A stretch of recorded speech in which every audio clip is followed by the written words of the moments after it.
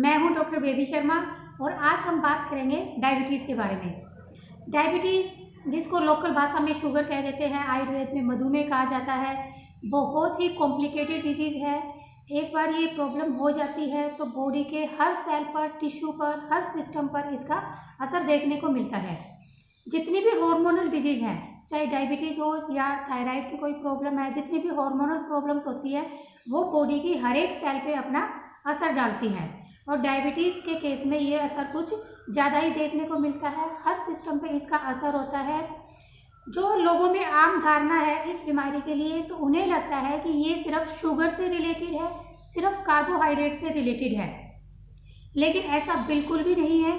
Diabetes में पूरी body का मेटाबॉलिज्म, कार्बोहाइड्रेट, फैट, प्रोटीन जो भी आप खाते हो उसका मेटाबॉलिज्म बिल्कुल पूरी तरह से बिगड़ जाता है, इम्बैलेंस हो जाता है। ऐसा नहीं है कि सिर्फ शुगर के कारण ही डायबिटीज़ की प्रॉब्लम ज़्यादा देखने को मिलती है। हाँ, ये सही है कि इसमें हम ब्लड शुगर लेवल को ही काउंट करते हैं, लेकिन मेटाबॉलिज्म आपका पूरा गड़बड़ होता है। तो जब भी अगर आप डायबिटीज़ के बारे में ज़्यादा समझना चाहते हो, कितने टाइप की है, type 1, type 2, insulin dependent, non insulin dependent, इसका आहार विहार, परहेज, कुछ भी इस बीमारी के बारे में जानने से पहले आपको इसकी थोड़ी सी फिजियोलॉजी ज़रूर पता होनी चाहिए। फिजियोलॉजी मीन्स कि जब ये बीमारी होना आपके शरीर में शुरू होती है तो आपकी बॉडी में क्या क्या और किस किस तरह के चेंजेस देखने को मिलते हैं, क्या इस बीमारी की प्रोसेस होती है होने की।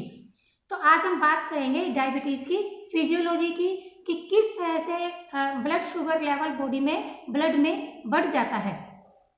तो देखिए, जब भी आप खाना खाते हो तो उसका जो एंड प्रोडक्ट होता है, डाइजेशन का जो एंड प्रोडक्ट होता है, उसको ब्लड एब्जॉर्ब कर लेता है। तो जो भी आप कार्बोहाइड्रेट लेते हो तो उसका एंड प्रोडक्ट होता है ग्लूकोज।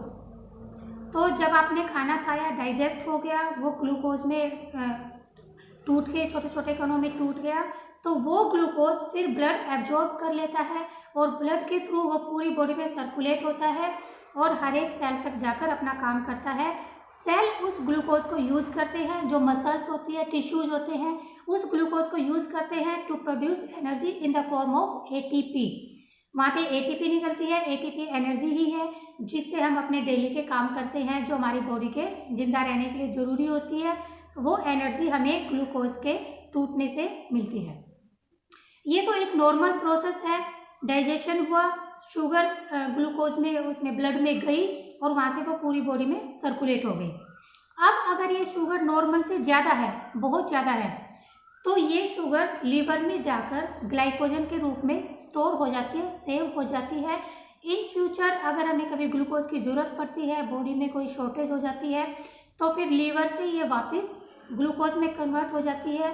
इस प्रोसेस का नाम होता है ग्लूकोजिनोलाइसिस, और ग्लूकोज से अगर ग्लाइकोजन बनती है उसको हम कहते हैं ग्लाइकोजिनेसिस। तो ये प्रोसेस चलती रहती है। कई बार क्या होता है, अब देखिए, जो डायबिटीज़ है वो सिर्फ एक इंसुलिन की प्रॉब्लम्स की वजह से होती है। इंसुलिन हार्मोन या तो सबसे पहले बन ही नहीं रहा हो तो आपको डायबिटीज़ की प्रॉब्लम होगी, या फिर बन रहा है लेकिन वो हेल्दी नहीं है, डिफेक्टिव इंसुलिन बन रहा है, तो आपको डायबिटीज़ की प्रॉब्लम होगी। या फिर बन रहा है, नॉर्मल अमाउंट में बन रहा है, लेकिन उसको मसल्स ले नहीं पा रहे हैं। जो रिसेप्टर होते हैं टिश्यूज पे, मसल्स पे, वो रेजिस्टेंट हो जाते हैं, कोई ऑटो इम्यून डिजीज हो जाती है जो उनको इंसुलिन रिसेप्टर को इंसुलिन ग्रैंड करने नहीं देती है, तो आपको डायबिटीज़ की प्रॉब्लम हो जाती है। 3 स्टेज है इंसुलिन की, जिसकी वजह से आपको डायबिटीज़ होती है। अब सपोज कीजिए कि किसी भी कारण से मसल्स, टिश्यू ग्लूकोज को नहीं ले पा रहे हैं, या तो इंसुलिन की कमी है, या वो बन नहीं रहा है, या वो डिफेक्टिव है। तो उस केस में क्या होता है कि जो आपकी बॉडी में प्रोटीन स्टोर होता है, प्रोटीन चेंज होने लगता है एमिनो एसिड्स में, और एमिनो एसिड चेंज हो जाता है फिर ग्लूकोज में, क्योंकि बॉडी को तो ग्लूकोज चाहिए। अगर वो नहीं ले पा रही है नॉर्मल प्रोसेस से, तो फिर वो प्रोटीन से लेना शुरू कर देती है। उसको हम कहते हैं ग्लूकोनियोजेनेसिस, मतलब एक नए प्रोसेस से ग्लूकोज बन रही है। अब अगर इंसुलिन की कोई प्रॉब्लम होती है, डायबिटीज़ होती है, तो डिस्ट्रैक्शन ऑफ प्रोटीन होना शुरू हो जाता है। जो प्रोटीन आपके बॉडी बिल्डिंग के लिए ज़रूरी होता है वो अब एनर्जी प्रोड्यूस करने के लिए बॉडी यूज कर रही है। इसके अलावा अगर शॉर्टेज हो जाती है ग्लूकोज की, तो फैट से भी बॉडी ग्लूकोज बना लेती है, ग्लूकोज नहीं बनाती है, फैट से एनर्जी बना सकती है। कैसे? फैट है वो NEFA नॉन एस्टरिफाइड फैटी एसिड में कन्वर्ट हो जाता है, NEFA कीटोन बॉडीज में कन्वर्ट हो जाती हैं, और ये जो कीटोन बॉडीज हैं इनको मसल्स यूज करती हैं ग्लूकोज के जगह पे। इन कीटोन बॉडीज से फिर जो मसल्स हैं, टिश्यूज हैं, सेल्स हैं, वो एनर्जी क्रिएट करते हैं, ATP बनाते हैं। अब अगर ये कीटोन बॉडीज ज़्यादा बन जाती है, मैं एक बात क्लियर करूँगी, कई डायबिटिक पेशेंट जो कोमा में चले जाते हैं वो सिर्फ इन कीटोन बॉडीज़ की वजह से जाते हैं। जब कीटोन बॉडीज़ एक्सेसिव बनना शुरू हो जाती है तो उस केस को हम कहते हैं, उस कंडीशन को हम कहते हैं कीटो एसिडोसिस। अगर डॉक्टर आपके स्लिप पे डायग्नोज लिखेंगे, अगर पेशेंट कोमा में चला गया, ग्लूकोज उसका नहीं यूज हो पा रहा है, तो उस पर डायग्नोज लिखा जाएगा आपका ketoacidosis due to the formation of excessive ketone bodies. और ये कीटोन बॉडीज़ तभी बनती हैं जब आपकी बॉडी में इंसुलिन नहीं होती है, बिल्कुल भी नहीं होती है। अगर आपकी बॉडी में एक ड्रॉप या आधा ड्रॉप भी अगर इंसुलिन है तो उसमें फिर कीटोन बॉडीज़ नहीं बनेंगी, बिल्कुल भी नहीं बनेंगी। जो फैट है वो कीटोन बॉडीज़ में कन्वर्ट नहीं होगा। तो ये मैंने आपको जो 4 प्रोसेस बताए हैं, सबसे पहला प्रोसेस था ग्लूकोज को मसल्स ले लेती है, ग्लूकोज लीवर में जाके स्टोर हो जाता है ग्लाइकोजन के रूप में।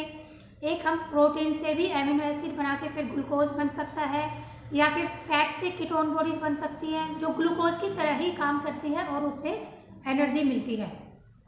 अब इंसुलिन क्या काम करता है? सारा जो भी डायबिटीज़ का खेल है वो इंसुलिन पे ही डिपेंड करता है। इंसुलिन जो ग्लूकोज को मसल्स के पास एक्टिवेट करता है ले जाने के लिए, ग्लूकोज को ग्लाइकोजन के रूप में स्टोर करने के लिए, इन 2 प्रोसेस को इंसुलिन एक्टिवेट करता है, एक्सेलरेट करता है, बढ़ाता है, पॉजिटिव इफेक्ट डालता है। और अगर प्रोटीन से ग्लूकोज बन रही है या फैट से कीटोन बॉडीज बन रही है, इंसुलिन इन दोनों प्रोसेस को इनहिबिट करता है, रोकता है, इन दोनों पे उसका नेगेटिव असर होता है। अब अगर ये नॉर्मल प्रोसेस चल रही है, इंसुलिन ठीक ठाक है, तो आपको कभी डायबिटीज़ की प्रॉब्लम नहीं होगी, क्योंकि आपका जो शुगर लेवल है वो ब्लड में नॉर्मल रहेगा। लेकिन अगर कोई भी प्रॉब्लम आती है इंसुलिन से रिलेटेड, तो ये जो चारों प्रोसेस जो नॉर्मल चल रही हैं, ये चारों आपकी रिवर्ट हो जाती हैं, उल्टी हो जाती हैं। मतलब जो ब्लड की जो ग्लूकोज है वो मसल्स नहीं लेंगी, एक्स्ट्रा ग्लूकोज लीवर में जाके स्टोर नहीं होगा। इवन मसल्स को लगेगा, सेल्स को लगेगा कि हमारी बॉडी में ग्लूकोज नहीं है, उसको तो इंस्ट्रक्शन मिल रही है कि आपके बॉडी में ग्लूकोज नहीं है, जबकि ऑलरेडी ब्लड में बहुत ज़्यादा ग्लूकोज प्रेजेंट होती है, लेकिन मसल्स उसको नहीं ले पाते हैं। उनको इंस्ट्रक्शन मिलती है कि ग्लूकोज नहीं है, एनर्जी प्रोवाइड करने के लिए कोई दूसरा सोर्स ढूंढो, तो वो फिर प्रोटीन से और फैट से अपनी एनर्जी बनाने लग जाते हैं और प्रोटीन और फैट का डिस्ट्रक्शन होना शुरू हो जाता है। तो अब आप क्लियरली समझ लीजिएगा कि सिर्फ कार्बोहाइड्रेट और शुगर की प्रॉब्लम नहीं है डायबिटीज़ में कार्बोहाइड्रेट, फैट, प्रोटीन जो भी आप खाना खाते हो उसका पूरा मेटाबॉलिज्म गड़बड़ा जाता है। सारी जो बॉडी का जो आपका चय क्रिया होती है पूरा डिस्टर्ब हो जाता है। और मैं आपको आगे वाले वीडियोज़ में बताऊंगी कि डायबिटीज़ किस तरह से बॉडी के हर एक सेल पे अपना असर दिखाती है, इसके क्या क्या कॉम्प्लिकेशन हो जाते हैं, इंसुलिन डिपेंडेंट डायबिटीज़ क्या होती है, नॉन इंसुलिन डिपेंडेंट डायबिटीज़ क्या होती है। लेकिन उससे पहले आपको ये प्रोसेस क्लियर होना बहुत ज़रूरी है, क्योंकि तभी अब आगे के कॉन्सेप्ट जो आपके डायबिटीज़ के हैं, इसके जो परहेज है, आहार विहार है, वो बहुत अच्छी तरह से समझ सकते हो। क्योंकि हम सिर्फ मीठा खाने से ऐसा नहीं है कि मीठा बंद कर दिया आपने और आपकी डायबिटीज़ कंट्रोल होगी। आपको बहुत सारे डाइट में चेंजेस करने पड़ेंगे, तब जाकर आप अपनी डायबिटीज़ को कंट्रोल में रख सकते हो।